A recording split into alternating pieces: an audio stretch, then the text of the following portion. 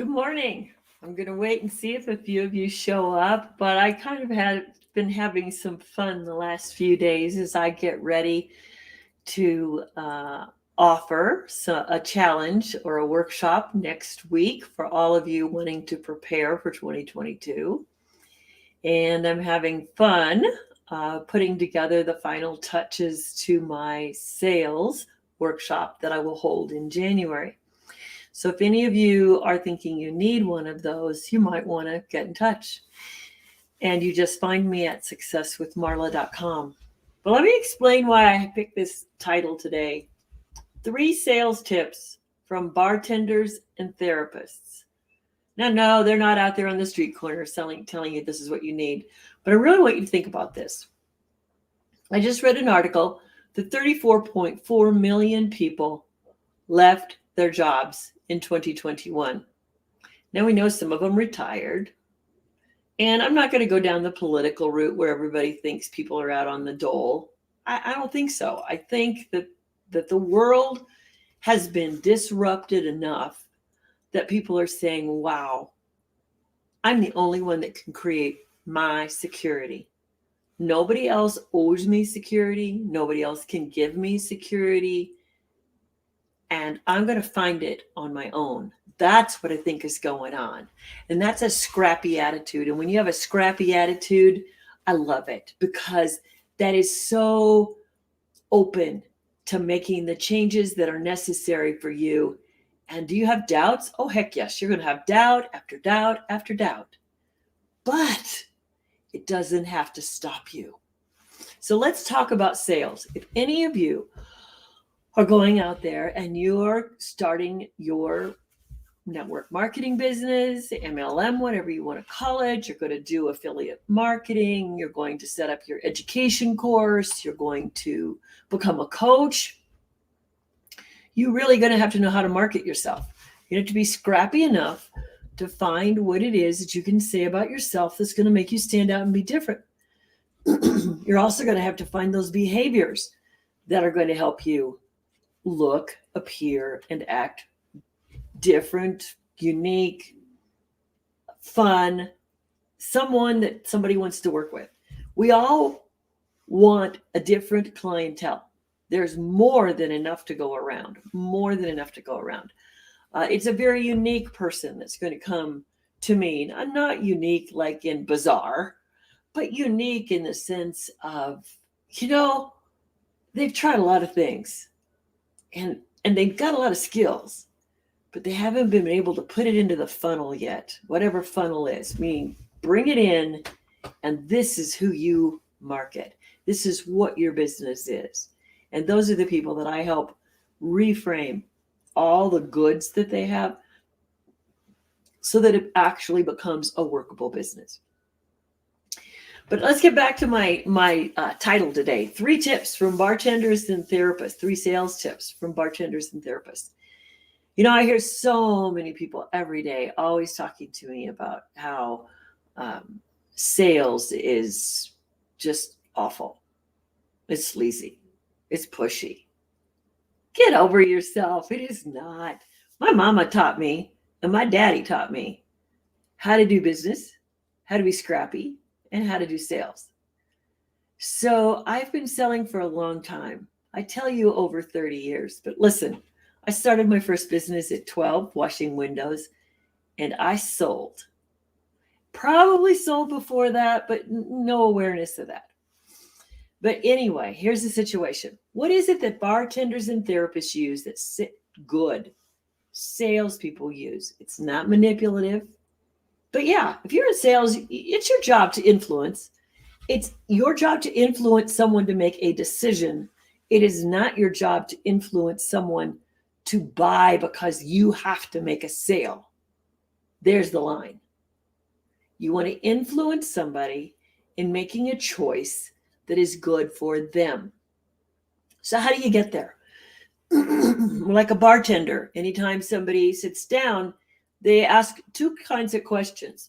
The first one is, what do you want to drink? Well, that is a closed-ended question. Done, off the board. You'll fail as a salesperson if that's the first question out of your mouth. So the second question a bartender asks is, so what's been going on for you? Pretty open, right? Now the customer at the bar can open up because there's a high probability they just need someone to talk to, right? And they're going to open up and they're going to talk about their day. They're going to talk about the challenge that they just did. They're going to talk about the successful day they had. The world is open for whatever they want to talk about. So now, if you go to a therapist, what do? They don't say, how are you? They say, what is it that you want to talk about today? Or the last time we were here, here's where you were. Where are you now? Where are you now? That is a great open-ended question, right? So what is it that both of those two people do?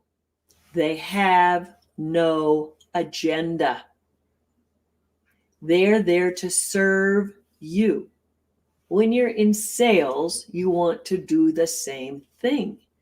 You want to remember that when in sales, you are in service. And yes, you personally need an outcome called, I need a sale.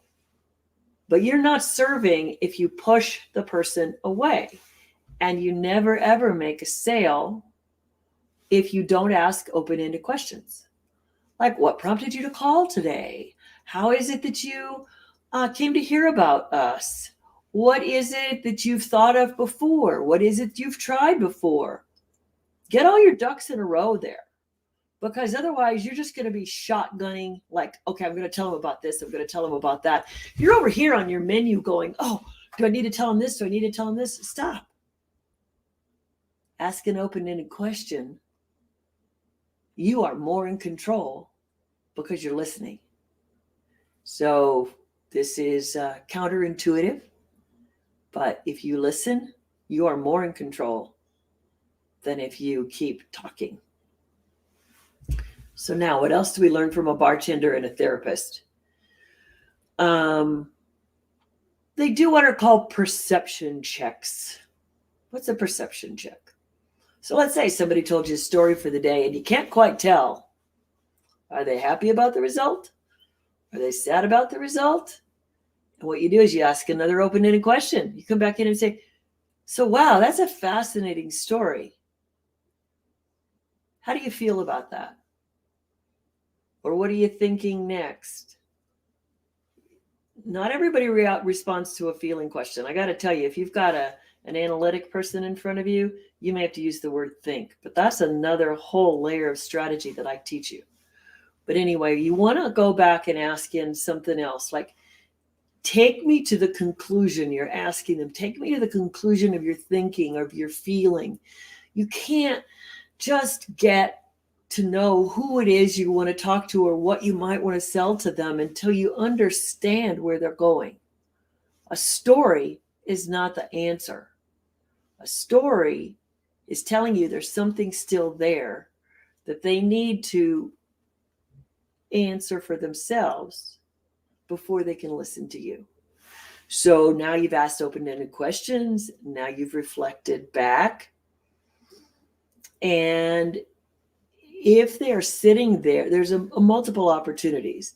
So a therapist, sometimes more than a bartender, may challenge you on your belief system. Well, sometimes a salesperson might challenge you, not confront you, challenge you on your belief system. So I'm going to give you an example that is very, very clear to me for years. So I go out and I look at how many people are always saying, save money on your insurance, save money on your insurance, save money on your insurance. But actually, if you know how to buy insurance, that is the last thing that you should value. Because here's where the challenge is. When you have an accident, you need to know that that claims department is an advocate for you. You need to be sure that there's enough coverage on your policy for them. You need to be sure that you don't get out there and think that they're the enemy because you've paid for them all these years, therefore they should. You want to understand that the process involves you being as clear as you can about all the details of that accident, and they'll follow through with you. And you want appropriate coverage, because if you're buying limited coverage on liability and you've got a $500,000 house and you're buying the minimum, they can't serve you beyond what you bought. And so many myths are out there in the world. So, as a bartender, therapist, and even salesperson, you ask people what they believe. You don't challenge them like have an argument over it, but you engage in a conversation that says, well, have you ever thought of it this way? Have you ever thought of it this way? So, I sold insurance for 15 years. And when I explained to everybody how the claims department was supposed to be their advocate, but we have to give them enough to work with, people realized that maybe they'd been taking risks that they didn't want to take. Still their choice. It just needed to be reframed. So bartenders and therapists teach us a lot about sales. And if you're really, really ready, then I want you to get a hold of me today, successwithmarla.com, and I've got a couple of offers for you. I've got Launch 2022 workshop next week. Let's get your brand clear. Let's get you on the road to better sales. You can schedule a 30-minute complimentary session with me to see what strategies will really work for you. And if you're one of those 34.4 million people out there that are just starting up on your MLM, then it's really time for us to talk, because I'm going to show you what it is that your company doesn't show you. These are the pieces, the critical pieces that will keep you in the game longer than 1 year, longer than 6 months. And then you want to get ready for what I'm going to offer next, which is a sales workshop in January. And if you've been hesitating and saying, oh, I don't want to do sales. Oh, I don't know how to do it well. Whatever it is, I got the answers for you. It's worked for me for over 30 years. So let's talk and let's meet soon. Marla Copal, and you get a hold of me at successwithmarla.com. Bye.